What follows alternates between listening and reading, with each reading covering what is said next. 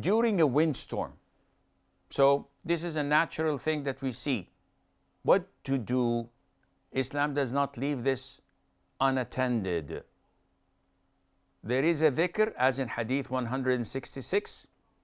The Prophet ﷺ, whenever he saw wind blowing, he used to say, اللهم إني أسألك خيرها وأعوذ بك من شرها.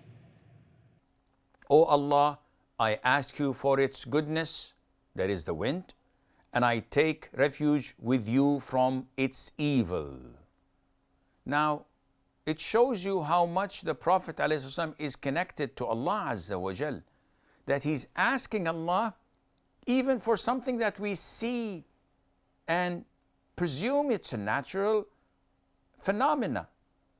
Nevertheless, the Prophet ﷺ knows that this wind was sent from Allah. So he begs Allah to grant us from its goodness and to protect us from its evil. It can be a tornado. It can be a hurricane. It can devastate and destroy property and claims life. It can claim lives. So the Prophet is so connected to Allah Azza wa Jal that he is asking Allah and teaching us to walk on his footsteps.